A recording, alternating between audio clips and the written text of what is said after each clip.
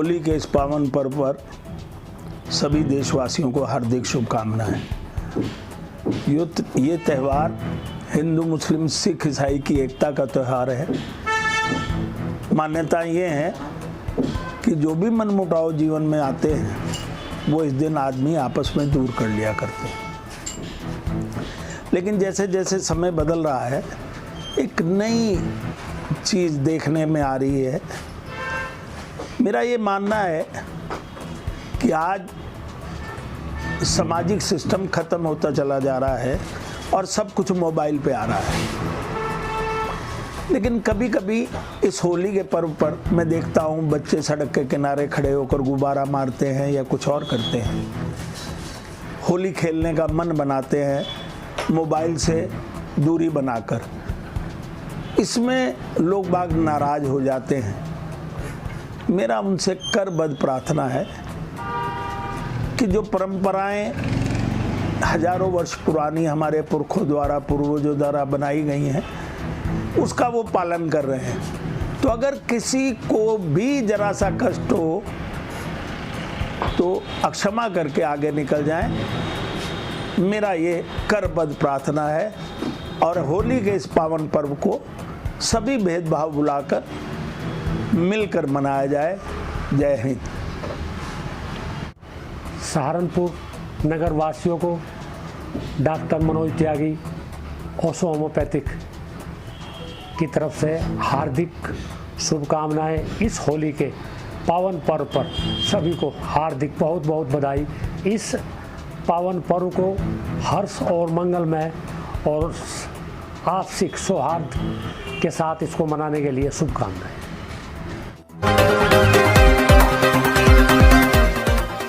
सहारनपुर की थाना नागल पुलिस द्वारा मात्र 4 दिन में हाईवे पर चौकीदार को बंधक बनाकर डकैती की घटना कारित करने वाले गैंग का पर्दाफाश करते हुए 8 शातिर डकैत अभियुक्त करण पुत्र हरद्वारी, साहिल पुत्र फजरुद्दीन, मनीष पुत्र हरवीर, राम प्रकाश पुत्र गंगादास, पिंटू पुत्र गंगादास, सादाब पुत्र यासीन, जितेंद्र कुमार पुत्र नवीन कुमार व जगत सिंह उर्फ भगत उर्फ मामा उर्फ गुर्जर पुत्र सुखी उर्फ सुखा उर्फ सप्पन को गिरफ्तार किया, जिनके कब्जे से एक बुलेरो पिकअप, एक छोटा हाथी, 3 मोटरसाइकिल, 10 कुंतल लोहे का सरिया व अन्य लोहे का सामान, 3 तमंचा, कारतूस व 6,700 रुपए नकद बरामद किए। थाना नागल की टीम जब से ही निरंतर इस घटना में लगी हुई थी, क्योंकि ये सनसनीखेज घटना है और इसमें सीसीटीवी की मदद ली गई, सर्विलांस की मदद ली गई और फील्ड वर्क की काफी इसमें मदद ली गई।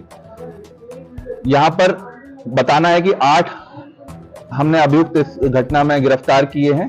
ये 8 अभियुक्त एक गिरोह बनाकर कार्य करते हैं, जो कि इसी तरह लोहे का जो सामान है, जो हाईवे पर लोहे का सामान पड़ा रहता है, धर्म कांटे पर जो लोहे का सामान पड़ा रहता है, जो मिलिंग का कांटे होते हैं जो कि जूड़ जंगल में स्थित होते हैं, जहां पर सुनसान एरिया होता है, वहां पर रात्रि में 8-10 लोग इकट्ठा गिरोह बनाकर जाते हैं, वहां बंधक बनाते हैं और अपनी पिकअप वैन के साथ जाते हैं और इस तरह की घटना उन्होंने पूर्व में भी कारित की है।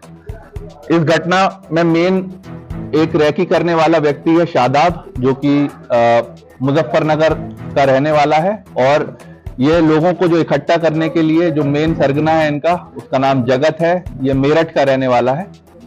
जगत और शादाब दोनों पर, जगत पे तो पूर्व में 15 मुकदमे से ज्यादा हैं, शादाब पे 7-8 मुकदमे हैं। जगत के 2 साले हैं, वो भी इस घटना में शामिल थे और एवं अन्य लोग। टोटल हमने 8 लोग इसमें गिरफ्तार किए हैं। एक व्यक्ति जो इस घटना में था वो अभी फरार चल रहा है एवं इन्होंने जो घटना, एक कबाड़ी को जिसने चोरी का माल खरीदा था वो भी अभी इस घटना में फरार चल रहा है। हमने टोटल 8 अभियुक्तों को गिरफ्तार किया है, 2 अभी इस घटना में शेष हैं। इनके कब्जे से हमें 3 लोगों के कब्जे से 3 अवैध तमंचे मिले हैं। हमें 2 गाड़ियां 4 व्हीलर, जिसमें एक पिकअप गाड़ी और एक छोटा हाथी, 3 घटना में प्रयुक्त मोटरसाइकिल मिली है और साथ ही 10 कुंटल जो लूटा हुआ सामान है ये भी हमने बरामद किया है। तो इस सराहनीय दिल्ली के मुख्यमंत्री अरविंद केजरीवाल को ईडी द्वारा गिरफ्तार किए जाने के विरोध में आज सहारनपुर में हकीकत नगर स्थित धरना स्थल पर आम आदमी पार्टी के पदाधिकारी व कार्यकर्ताओं ने धरना देकर अपना विरोध दर्ज किया, जिसके बाद उन्होंने राष्ट्रपति को संबोधित एक ज्ञापन जिला प्रशासन के अधिकारी को भी सौंपा। आज का धरना माननीय केजरीवाल जी की गिरफ्तारी के विरोध में किया गया है, जो कि असंवैधानिक गिरफ्तारी ईडी द्वारा की गई है केंद्र सरकार के इशारे पे। आम आदमी पार्टी उसका घोर विरोध करती है और मांग करती है, और इस संबंध में एक ज्ञापन भी राष्ट्रपति महोदय को दिया जा रहा है कि तुरंत उनकी रिहाई कराई जाए, और ये जो उत्पीड़न किया जा रहा है और प्रजातंत्र का गला घोटा जा रहा है, इसे तुरंत बंद कराया जाए।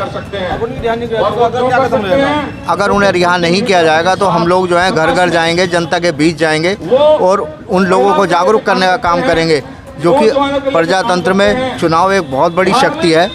प्रजातंत्र में चुनाव के द्वारा ही लोग अपनी शक्ति का प्रदर्शन कर सकते हैं और इस निकम्मी सरकार को उखाड़ने का काम करेंगे।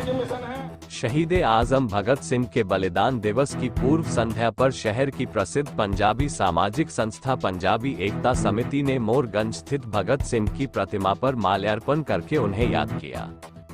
वक्ताओं ने भगत सिंह, राजगुरु और सुखदेव की शहादत को याद करते हुए इनकलाब जिंदाबाद के नारे लगाए। इस मौके पर समिति के अध्यक्ष MP सिंह चावला ने शहीद आजम भगत सिंह के जीवन पर विस्तार से प्रकाश डाला। इस दौरान महामंत्री राजीव फुटेला, कोषाध्यक्ष अरुण अरोड़ा, अनिल गगनेजा, वरिष्ठ उपाध्यक्ष नवनीत अरोड़ा, अनिल गिल्होत्रा, बलजीत, बॉबी अनेजा आदि मौजूद रहे। राजगुरु जी अमर रहे, सुखदेव जी अमर रहे। हमारा उद्देश्य पंजाबी एकता समिति का इस तरह के कार्यक्रम करने का ये रहता है कि हमारी जो पंजाबियत है, हमारी जो विरासत है, हम लोग याद रखें, मीडिया के माध्यम से लोगों तक पहुँचे, हमारे आने वाली पीढ़ी को हमारे इतिहास का, गौरवमय इतिहास का पता हो कि हमारे समाज के लोगों ने किस प्रकार शहादत देके भारत को आज़ाद कराने में विशेष भूमिका निभाई है। क्योंकि जो कौम अपने इतिहास को जिंदा नहीं रखती, वो कौम जिंदा नहीं रहती है। तो हमें ज़रूरत है आने वाली पीढ़ी को ये सब चीज़ें बताने की कि हमारी कौम ने भारत की आज़ादी के लिए क्या क्या किया, और भारत को आज़ादी दिलाने के लिए किस तरह के अपनी जवानी की उम्र में, जिस उम्र में 20-22 साल की उम्र में लड़के जवान दूसरे कामों में लग जाते हैं, इन्होंने सब कुछ त्याग कर भारत माता के लिए अंग्रेज़ों से एक बहुत बड़ा लोहा लिया, और उसके बाद इनको शहीदी के लिए इनका नाम, इनकी डेट डिक्लेयर की गई। लेकिन अंग्रेज़ों ने फिर धोखा करके जो डेट इनकी शहादत के लिए जो फांसी के लिए रखी गई थी, उससे भी 1-2 दिन पहले फांसी की सज़ा दे दी, ताकि लोग इकट्ठा होकर अंग्रेज़ों की ऐसी तैसी ना कर दें। तो आज हम सब मिलकर इस घड़ी को मना रहे हैं। आज भगत सिंह, राज